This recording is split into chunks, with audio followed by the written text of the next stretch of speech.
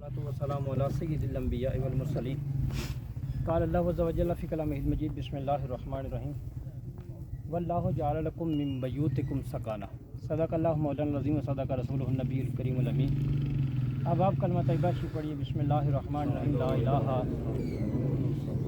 محمد رسول اللہ صلی اللہ علیہ وسلم، الصلاۃ والسلام علیک یا سیدی یا رسول اللہ وعلی آلک و اصحابک یا سیدی یا رحمۃ للعالمین۔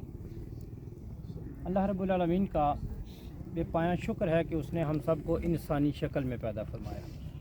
اس کے احسانات اور اس کی عطاؤں میں سے، کرم نوازیوں میں سے کرم نوازی یہ ہے کہ اس نے ہم سب کو آقائے رحمت حضور شفیع معظم جناب محمد رسول اللہ صلی اللہ علیہ وسلم آپ کی امت میں پیدا ہونے کا اعزاز بخشا ہے۔ دعا فرمائے اللہ رب العالمین ہمیں ایسے اعمال خیر کی توفیق عطا کرے کہ ہم آقائے رحمت کے صحیح معنوں میں امتی بن سکیں۔ ہم محترمہ ایک بہن کی نماز جنازہ میں شریک ہیں۔ اللہ رب العالمین کے حضور یہ دعا فرمائیں کہ صاحب میت کی زندگی کی جو ادا اللہ کی بارگاہ میں قبول ہے، اللہ رب العالمین اس کے توسل سے شرکائے جنازہ کو، ہم سے پہلے جانے والوں کو گناہوں کی معافی عطا فرمائیں، اور جو صاحبان یہاں تشریف فرما ہیں جس کی خلوص للہیت اور محبت والا قدم اللہ کی بارگاہ میں قبول ہے، اللہ اس کے توسل سے اس صاحبہ کی زندگی کی ہر خطا کی معافی عطا کر کے آنے والی منازل میں آسانیاں اور قبر میں جنت جیسا سکون عطا فرمائے۔ ارباب علم و دانش، جیسا کہ ان سے پہلے جناب علامہ صدیقی صاحب نے بڑی خوبصورت بات ہمارے سامنے رکھی ہے، اظہار تعزیت ہی کیا جا سکتا ہے، ہم نے بھی کرنا ہے، میں نے بھی کرنا ہے، آپ نے بھی کرنا ہے، اور اس کے علاوہ انسان کر بھی کیا سکتا ہے۔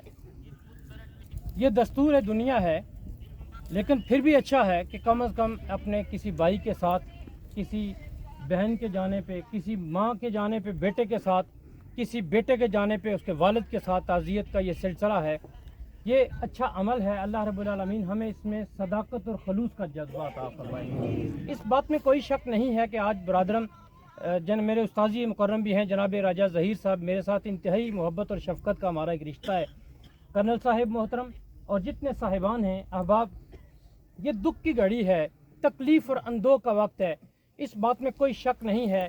میں بھی ان سے کہوں گا، آپ بھی کہیں گے، ہم آپ کے دکھ میں برابر کے شریک ہیں، لیکن حقیقت یہی ہے کہ چوٹ جہاں پہ لگتی ہے آواز وہاں سے پیدا ہوتی ہے، جہاں پہ آگ جلتی ہے دھواں وہیں سے پیدا ہوتا ہے۔ جو تکلیف انہیں یا ان محترمہ کے خاندان جس تکلیف سے گزر رہا ہے وہ شاید ہم میں سے کسی کو نہیں ہوگی۔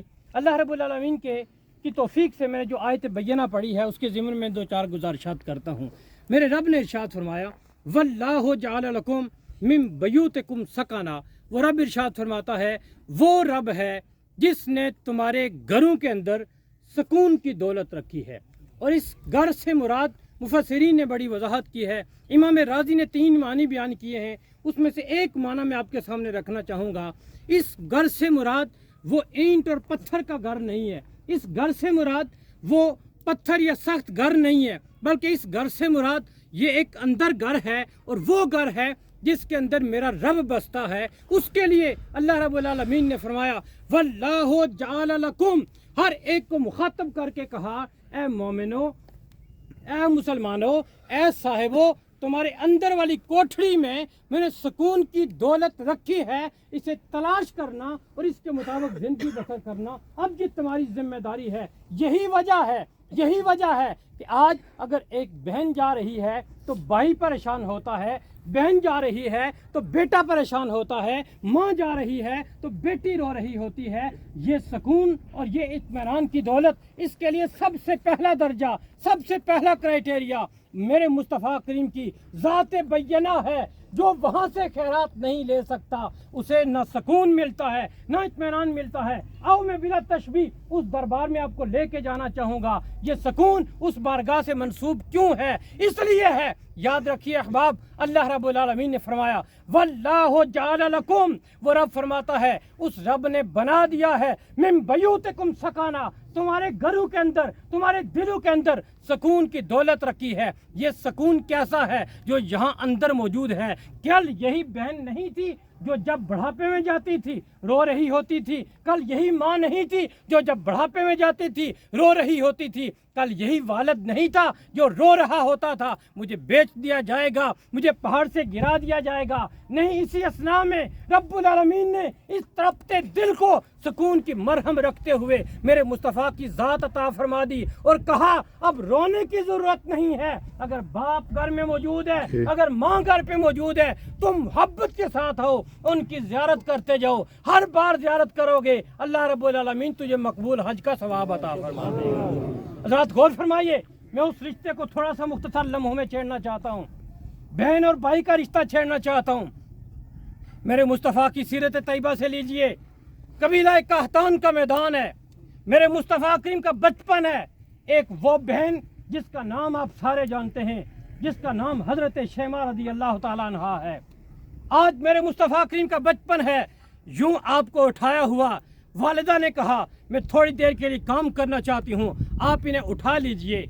असर की नमाज के बाद का वक्त है, जब उठा के कबीला कहतान में वहाँ पहुँची तो आज भी हमारे घरों में भी ये रवाज है कि हमारी हर बहन अपने छोटे बच्चे को उठा के, अपने भाई को उठा के, कोई भतीजे को उठा के, कोई भांजे को उठा के थोड़ी देर के लिए बाहर निकलती है। अब कबीला कहतान के उस मैदान में सारी बेटियां जमा हो जाती हैं। किसी ने भाई उठाया है, किसी ने बेटी उठाई है, किसी ने भाई उठाया है, कोई हर रिश्ते के साथ वहाँ पे पहुँचता है और वहाँ पे हर बहन हर बेटी ये कहती है देखो जो मैंने भाई उठाया है ये बड़ा हसीन है। दूसरी कहती है मेरा भाई जो है इसका चेहरा बड़ा हसीन है। तीसरी कहती है जो मेरा भाई है इसके बाल बड़े घुंघराले हैं। चौथी कहती है जो मेरा भाई है इसकी नाक बड़ी हसीन है। ये मुकाबला हुस्न वहाँ हर रोज सजता है। आज वो कायनात का नबी, आज वो हुस्न वाला इंसान शेमा के बगल में है, शेमा के सीने के साथ है कि जिसने आके इंसान को सुकून की दौलत से नवाजना है, जिसने आके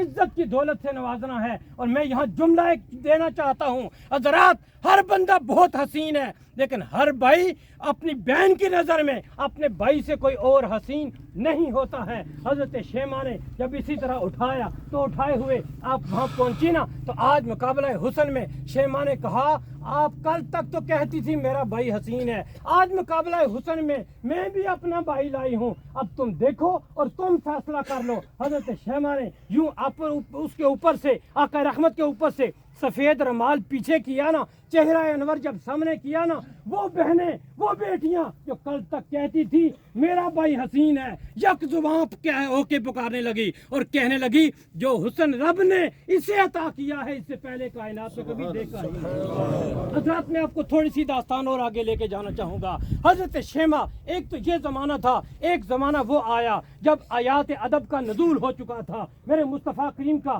खेमा सजा है और खेमे के बाहर सहाबी रसूल तलवार लेके जो पहरे पे खड़े हैं। ये वो ज़माना है जब मुस्तफ़ा करीम की बारगाह में आने के लिए पहले नफल पढ़े जाते हैं, फिर सदका किया जाता है, फिर इजाज़त ली जाती है। आयात अदब का नज़ूल हो चुका है, मेरे मुस्तफ़ा करीम का खेमा लगा है, सहाबा बाहर खड़े हैं।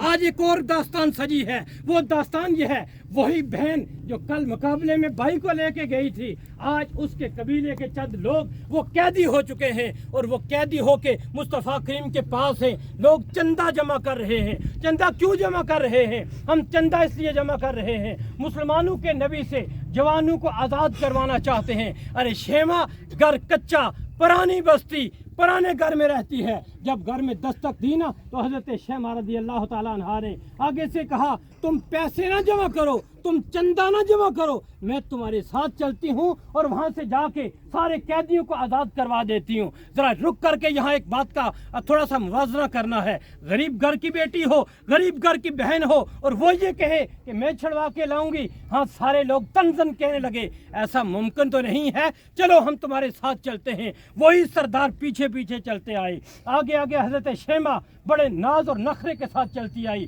जब आगे बढ़ी ना तो सहाबा किराम आगे मौजूद हैं। कहा माँ रुक जा, तू कौन है? तो आगे से जवाब दिया तू सहाबी है मेरे मुस्तफ़ा करीम का, तुझे मेरे और नबी के रिश्ता क्या पता नहीं, पीछे हट जा। इस मोहम्मद की पहरे पे तू खड़ा है, वो मोहम्मद मेरा भाई लगता है, मैं उसकी बहन लगती हूँ। हज़रत शेमा रज़ी अल्लाह ताला अन्हा आगे बढ़ी। मुस्तफ़ा करीम ने जब आवाज़ सुनी तो फ़ौरन आप खेमा से बाहर तशरीफ़ लाए, अपनी बहन को लिया, मोहब्बत के साथ अपने सर से अपनी कमली उठाई, حضرت شیمہ کو اس پہ بٹھایا. بٹھانے کے بعد میری بہن کیسے آنا ہوا؟ کہا کچھ لوگ قیدی ہیں. آپ نے فرمایا ہاں قیدی ہیں ضرور.